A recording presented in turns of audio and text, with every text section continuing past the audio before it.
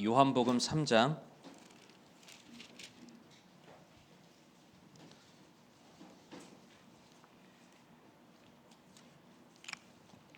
요한복음 3장 1절에서 7절 그리고 14절 15절 이렇게 읽도록 하겠습니다. 요한복음 3장 1절에서 7절 14절 15절 제가 먼저 읽겠습니다. 바리새인들 중에 니고데모라 하는 사람이 있었는데 그는 유대인들의 치리자더라.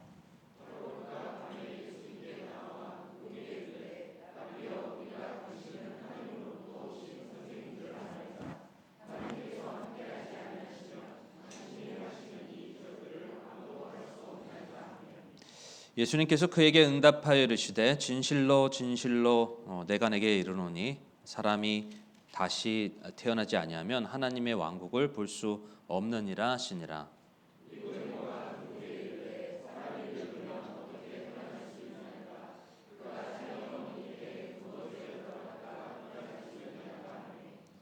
예수님께서 대답하시되 진실로 진실로 내가 내게 이르노니 사람이 물에서 나고 성령에게서 나지 아니하면 하나님의 왕국에 들어갈 수 없느니라.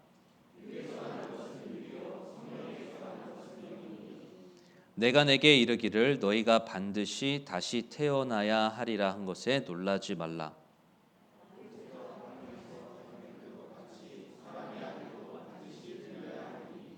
이것은 누구든지 그를 믿는 자는 멸망하지 않고 영원한 생명을 얻게 하려 함이니라. 아멘. 기도하겠습니다. 하나님 감사합니다. 오늘 우리 사랑하는 성도님들 함께 이 자리에 모여서 또 주님께 찬양하고 예배드릴 수 있음에 감사합니다. 우리에게 허락하신 예수 그리스도를 통해서 이 시간 하나님께 담대히 나아가는 복된 시간 될 수 있도록 인도해 주시기를 기도합니다.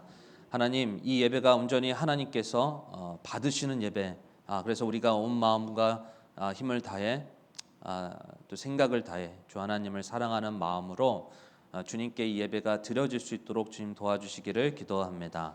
하나님, 우리의 찬양과 우리 기도를 받아주시고 우리의 마음과 우리의 몸을 주님 받아주시고 우리의 물질을 받아주시고 좀 하나님께서 기뻐하시는 그런 복된 예배 될 수 있도록 인도해 주시옵소서. 하나님, 우리 교회와 함께하고 계심에 감사를 드립니다. 우리 각 가정의 성도들과 함께하고 계심에 감사를 드립니다. 계속해서 하나님 감사함으로 하나님 앞에 더욱더 담대히 나아갈 수 있도록 도와주시고 하나님께 영광 올려드리고 우리를 사용해 주사 또 주님의 뜻에 사용되어지는 귀한 축복에 우리 참여할 수 있도록 인도해 주시기를 기도합니다. 감사하고 예수님의 이름으로 기도했습니다. 아멘. 자리에 앉아주시기 바랍니다. 네, 오늘 말씀은 여러분 너무 잘 아시는 그런 말씀입니다. 요한복음 3장 그런 말씀인데 이 니고데모가 예수님을 찾아와서 나눈 대화 가운데 이제 예수님이 니고데모에게 이렇게 복음의 말씀을 이렇게 전해 주시는 내용이 바로 요한복음 3장에 나와 있습니다. 니고데모는 유대인이었죠.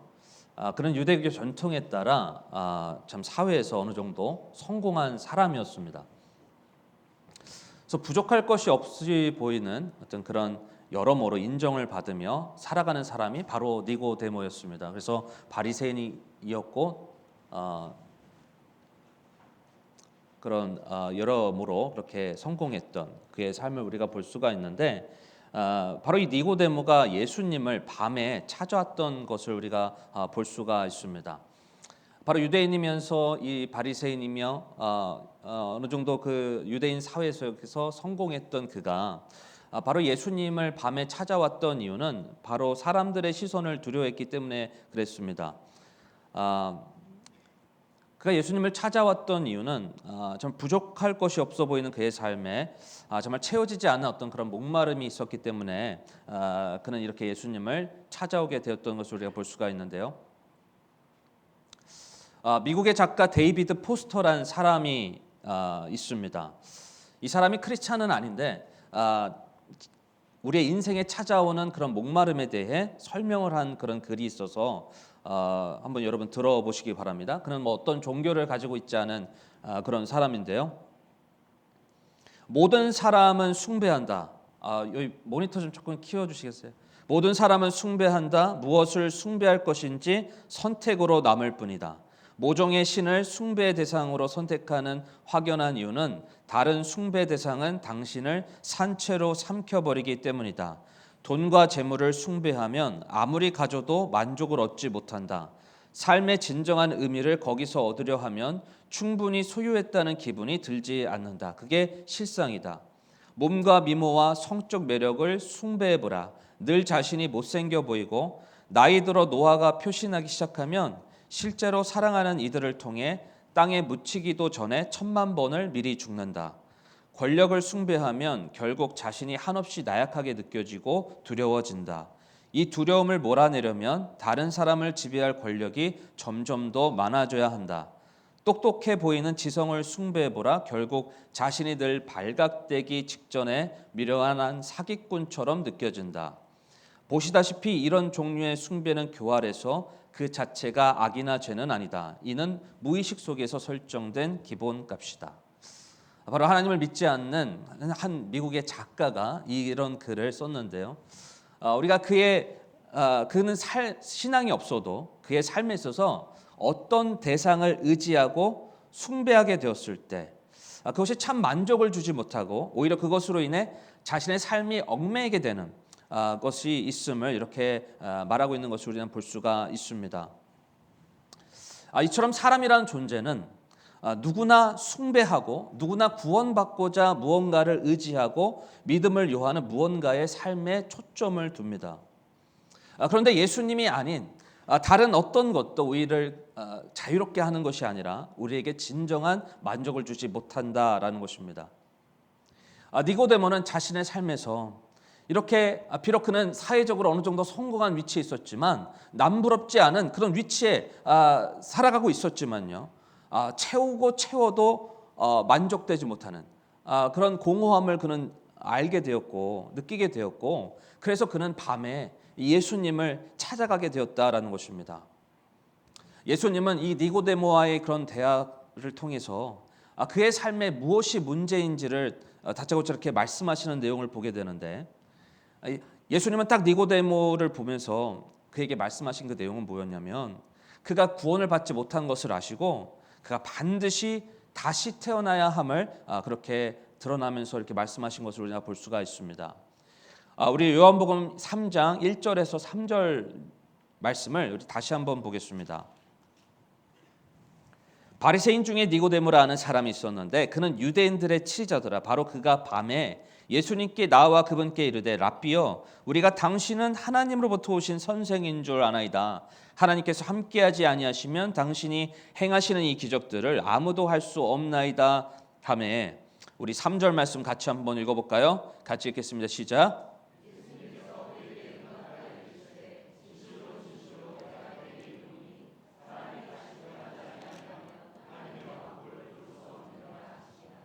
예수님이 니고데모한테 바로 이것이 너의 이 삶의 문제라는 것을 말씀하시면서 너가 반드시 거듭나야 하나님의 왕국을 볼 수 있는데 바로 너가 아직 다시 태어나지 않았다라는 것을 이렇게 말씀하셨는데요. 거기에 대해서 이제 니고데모가 4절에 보게 되면 물어보죠. 사람이 늙으면 어떻게 태어날 수 있겠습니까?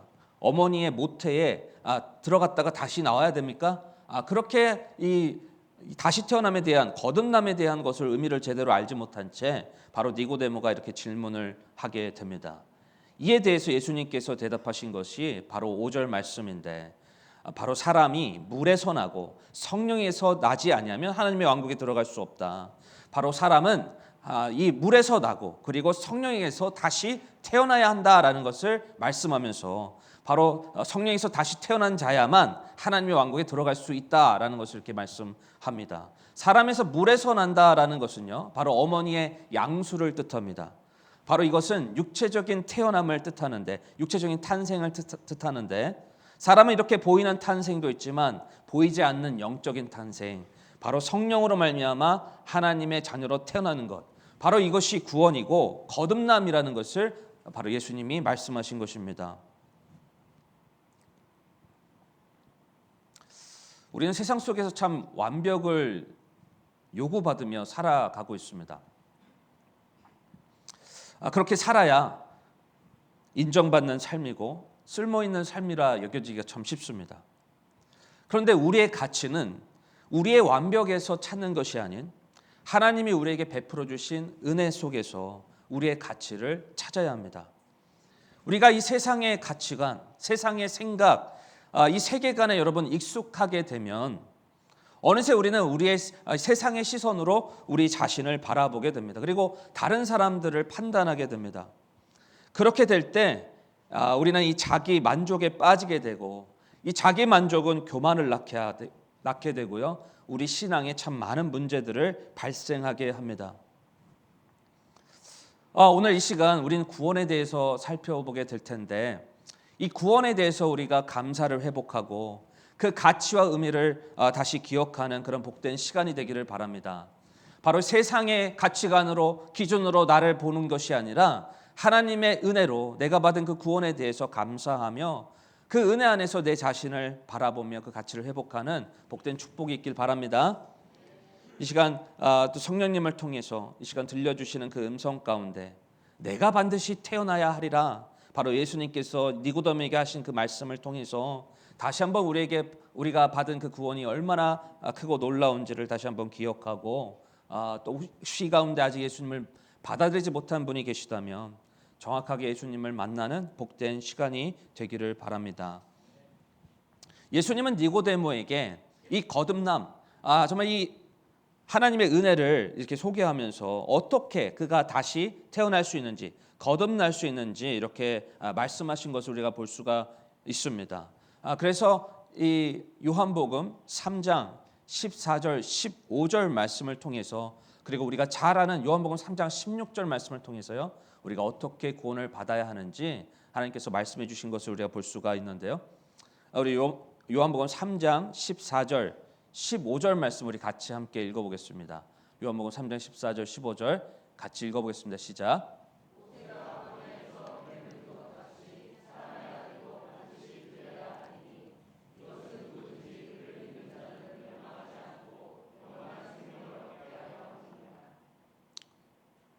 여러분, 구원이 뭐라고 지금 예수님 말씀하세요?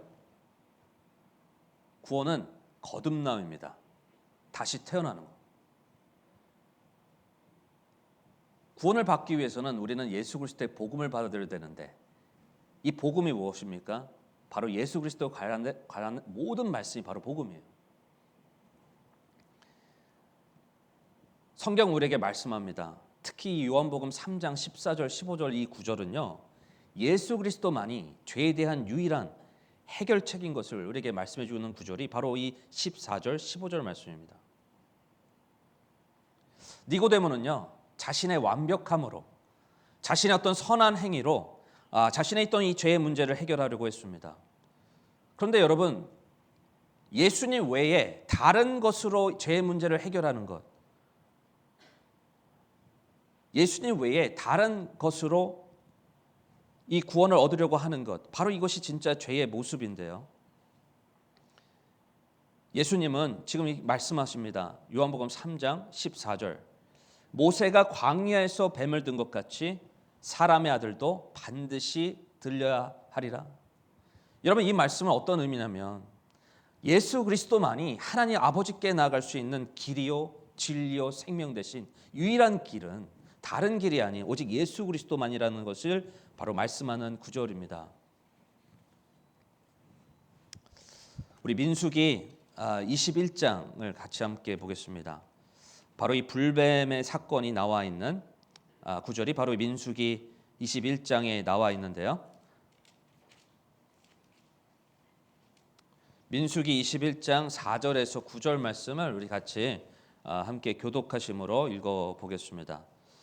민수기 21장 4절에서 9절 제가 먼저 읽겠습니다. 그들이 호르산에서 이동하여 홍해의 길로 에돔 땅을 돌아가려 하였으나 그 길로 인해 백성의 혼이 심히 낙담하여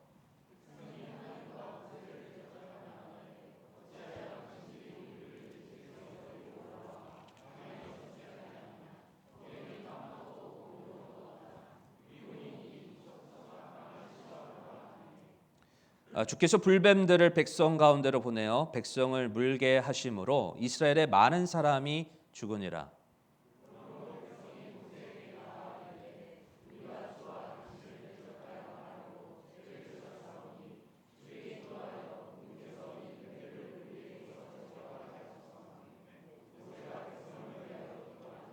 주께서 모세에게 이르시되 너를 위해 불뱀을 만들어 장대 위에 달라 물린 자마다 그것을 쳐다보면 살리라 하시니라.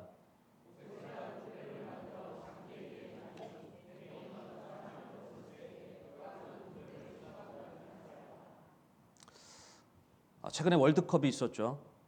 이 월드컵이 이제 첫 게임을 시작했습니다. 우리나라 같은 경우에 그 체코와 시합을 했습니다. 결과는 2대1로 우리가 이겼죠. 저는 이제 다 보진 않고 하이라이트만 이렇게 봤는데, 여러분 잘 아시는 것처럼 황인범하고 오현규 이렇게 두 골을 이렇게 넣었습니다. 그래서 이 첫 경기를 이겨가지고 아주 좋은 그런 분위기가 있습니다. 특별히 이 오현규는 이 손흥민이 후반에 이제 교체가 되면서 손흥민가 교체가 되면서 이제 골을 넣게 되었습니다. 제가 이 하이라이트만 딱 봤을 때 어떤 생각이 들었냐면, 이제 손흥민이 이제 나이가 들었구나. 이제 좀 나이가 들어가지고 이제 젊은 세대가 이제 교체가 되면서 이렇게 골을 넣게 됐구나, 그런 생각을 했어요. 그래서 이제는 뭔가 이제 손흥민이 이제 다음 세대에 좀 물려줘야 되겠다, 이런 생각을 했었는데, 근데 이제 체코 감독이 인터뷰하는 거를 들었습니다. 인터뷰하는 걸 이렇게 보았는데, 저는 이제 당연히 황인범이나 오현규한테 이렇게 칭찬을 하고 그리고 이렇게 좋은 얘기를 할 줄 알았는데, 근데 손흥민에 대한 얘기를 하더라고요. 그러면서 손흥민이 비록 골은 안 넣었지만 우리나라하고 체코의 그 경기 가운데 가장 중요한 역할을 했다라고 이렇게 말을 하더라고요. 그래서 왜 그러냐 이렇게 들어봤더니, 이제 손흥민을 막기 위해서 전반전부터 2명을 이렇게 붙여 넣었다고 합니다. 전반전부터 이 손흥민을 밀착 마크를 2명을 붙여 놔가지고 그렇게 했는데, 그러다 보니까 이제 전반전부터 이제 손흥민이 너무 열심히 하다 보니까 그러니까 체력이 다 빠졌다는 거죠. 그래서 또 후반전에 그런 공간이 나고 또 그런 여러 가지 그런 기회가 있게 된 것은 바로 손흥민한테 그 2명을 붙여놔가지고 그렇게 많은 체력을 소비했기 때문에, 비록 골은 넣지 못했지만 바로 우리나라가 체코를 상대로 승리할 수 있었던 이유는 가장 큰 역할을 한 선수가 바로 손흥민이라고 그 체코 감독이 얘기를 하더라고요. 그래서 제가 이 인터뷰를 들으면서 참 감독이 참 이 시선이 다르구나. 경기를 전체적으로 이렇게 분석하는 시야가 참 다르다라는 그런 생각을 하게 되었습니다. 여러분, 우리의 삶도 마찬가지잖아요. 참 우리는 당장 보여지는 부분만을 가지고 단편적으로 바라보기가 참 쉽습니다. 그 단편적으로 보여지는 그런 모습을 가지고 우리 전체의 삶에 대해 결론을 내리기가 참 쉽습니다. 우리의 삶을 전체적으로 하나님은 우리를 바라보시며 역사하시고 인도해 주시는데, 근데 우리의 삶을 우리는 단편적인 부분만을 보고 우리의 인생을 결정하고 그것에 대해 하나님을 왜곡하는 시야로 바라보기가 참 쉽다라는 것입니다. 지금 이스라엘 백성들, 지금 이 민수기 20장, 21장에 나오는 이 이스라엘 백성들은요, 지금 광야에서 40년 동안 이렇게 돌아다니다가 방황하다가 다시 제자리로 돌아온 거예요. 지금 20장에 보면 가데스 바네아로 다시 돌아왔습니다. 가데스 바네아에서 그 정탐꾼 12명을 보냈었잖아요. 그리고 나서 이 믿음의 선택을 하지 않고 불순종을 하게 되었을 때 40년 동안 그렇게 광야를 다니지 않았습니까? 근데 다시 제자리로 돌아왔을 때 이제 가데스 바네아에 좀 있으면 이제 약속의 땅이 이제 바로 눈앞에 보이는 약속의 땅이 있었는데, 하나님께서는 에돔을 지나면 바로 갈 수 있었거든요. 근데 하나님은 에돔을 지나서 가지 아니하고 에돔을 우회해서 다시 돌아가라는 그런 말씀을 전하십니다. 그러니까 이제 이스라엘 백성들이 또 그렇게 가야 돼? 이런 생각이 들었던 거죠. 40년 동안 그렇게 방황했는데, 40년 동안 그렇게 방황해서 다시 제자리로 돌아왔는데, 하나님이 바로 약속의 땅이 눈앞에 있는데 좀만 가면 되는데 하나님이 또 그 땅을 우회해가지고 그 여정을 가라고 하니 이스라엘 백성들이 완전히 낙심했던 겁니다. 좌절했던 거예요. 그래서 하나님과 모세에게 나아가 원망을 하게 된 겁니다. 자, 이 4절을 보세요. 21장 4절. 그들이 호르산에서 이동하여 홍해 길로 에돔 땅을 돌아가려 하였으나 그 길로 인해 백성의 혼이 심히 낙담하여 백성이 하나님과 모세를 대적하여 말하되 어찌하여 당신들이 우리를 이집트에서 데리고 올라와 광야에서 죽게 하느냐. 거기에는 빵도 없고 물도 없도다. 우리의 혼이 이 푸석푸석한 빵을 싫어하도다 하매.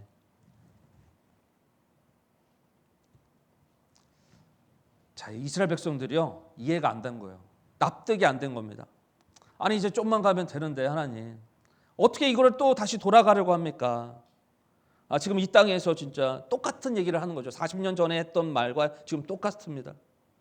당신들이 우리를 이집트 땅에서 데리고 올라와 이 광야에서 죽게 하느냐. 거기에는 땅도 없고 빵도 없고 물도 없다. 우리 혼이 이 푸석푸석한 빵을 싫어한다. 그렇게 이 절망이 섞인 분노를 가지고 그렇게 하나님과 모세에게 표출했던 것을 우리가 볼 수가 있습니다. 근데 여러분, 하나님은 이스라엘 백성들을 버리시지 않았습니다. 이스라엘 백성들은 지금 이 딱 보여지는 그런 상황을 보게 되면 하나님이 우리를 사랑하지 않는구나. 우리를 버리셨구나. 우리를 올바로 인도해 주시지 않는구나. 이런 생각에 있어서 그렇게 원망과 불평을 가지고 토해냈지만 하나님은 이스라엘 백성들을 가장 선하게 인도해 주시기 원했기 때문에 바로 이렇게 그들을 길로 인도하였는데 근데 이스라엘 백성들은 그 하나님을 신뢰하지 않고 불신하며 그리고 원망하며 불순종하는 그런 죄를 범하게 되었습니다. 이에 하나님이 이스라엘 백성들에게 바로 이 불뱀을 보내서 불뱀에 물리게 해서 바로 누가 주인인지를 알게 하는 그런 시간을 갖게 하시는 것을 우리가 보게 되는데요. 여러분, 여기서의 불뱀은 바로 죄를 상징합니다.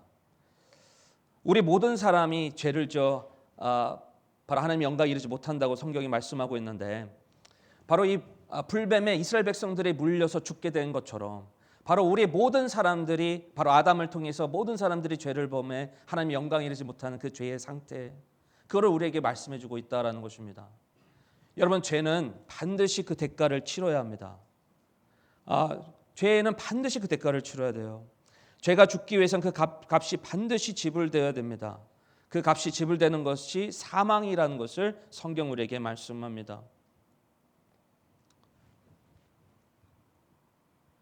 바로 이스라엘 백성들이 모세에게 그리고 하나님에게 이것을 가지고 나아가게 되었을 때, 자, 우리 한번 볼까요? 7절을 보겠습니다. 그러므로 백성이 모세에게 나와 이르되 우리가 주와 당신을 대적하여 말함으로 죄를 지었사오니 주께 기도하여 그분께서 이 뱀들을 우리에게서 제거하소서 하매 모세가 백성을 위해 기도하니 이렇게 말씀합니다. 자, 우리 8절 말씀 다시 한번 읽어보겠습니다. 8절 같이 읽겠습니다. 시작.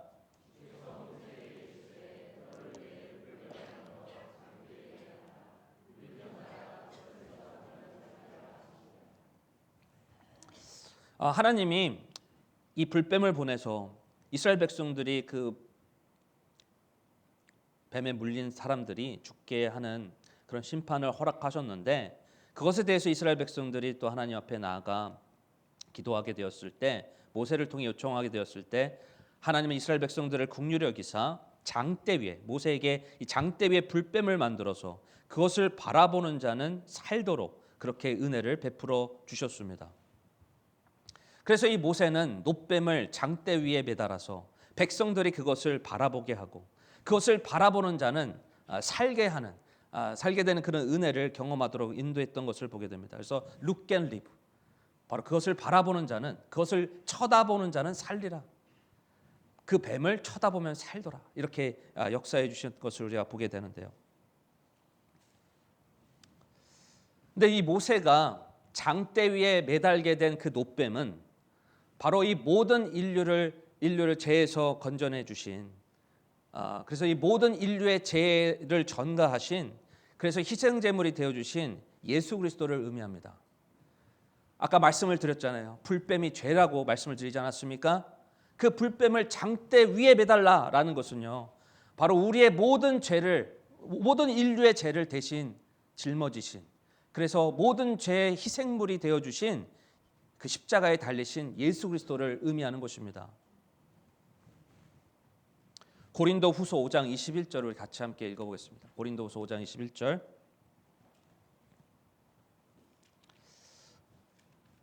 우리 같이 함께 읽어볼까요?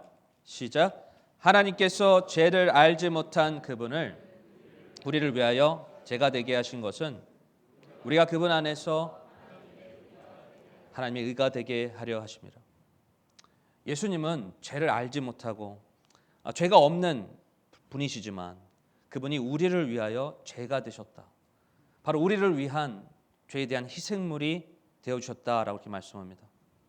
예수님이 십자가에서 당하신 그 고난은 여러분 이 세상 그 어떤 사람도 감당할 수 없는 그런 고난이었는데 그분께서 겪으신 그 육체적인 고난 그리고 정신적인 박해도 물론 힘든 고난이었지만 그분께서 가장 큰 짐은 바로 이 영적인 짐이었습니다. 죄가 없으신 하나님이 우리를 위해서 모든 사람들의 그 죄를 대신 짊어지신 그 희생물이 되신 그 하나님의 그 사랑.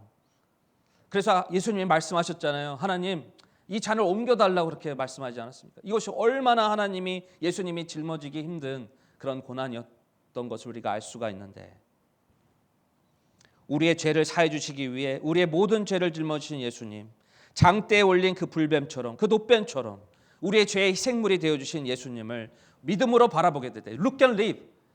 바로 그분을 바라보게 쳐다보게 될 때 여러분 그분을 믿음으로 받아들이게 될 때 우리가 살게 되는 그런 은혜를 하나님이 베푸셨다라는 것입니다. 여러분 광야에서 그런 불뱀에 물린 이스라엘 백성들이 바로 이 장대에 달린 놋뱀을 바라보면 살 것이다라고 말하는 그 기쁜 소식을 들었음에도 만약에 그 장대에 달린 놋뱀을 쳐다보지 않았다면 죽게 되는 것처럼요. 우리에게 아무리 예수 그리스도를 통한 은혜가 주어졌다 하더라도 우리가 믿음으로 예수 그리스도를 받아들이지 않는다면 우리는 죄에 대한 안식에 들어갈 수 없다라는 것입니다. 하나님의 왕국으로 들어갈 수 없다. 우리 다시 한번 우리 요한복음 3장 15절, 16절 제가 읽어보겠습니다. 14절, 15절. 모세가 광야에서 뱀을 든 것 같이 사람의 아들도 반드시 들려야 하리니 이것은 누구든지 그를 믿는 자는 멸망하지 않고 영원한 생명을 얻게 하려 함이니라. 장대에 달린 놋뱀을 바라보면 불뱀에 물려가지고 죽게 되는 그런 운명이라 할지라도 살게 되는 그런 은혜를 베풀어 주신 것처럼 십자가에 달리신 그 예수 그리스도 그분을 믿음으로 받아들이게 될 때 여러분 사망에서 생명으로 옮겨지게 하는 그런 놀라운 은혜가 우리의 삶 가운데 주어진다라는 것입니다. 여러분 내 죄에 대해서 구원해 주실 이는 예수 그리스도 외에 그 어떤 존재도 우리의 죄 문제를 해결할 수 없습니다. 오직 예수 그리스도 그분만이 바로 그분만이 나의 모든 죄에 대한 희생 제물이 되어 주셨기 때문에 나의 죄를 온전히 해결해 주실 수 있다라는 것입니다.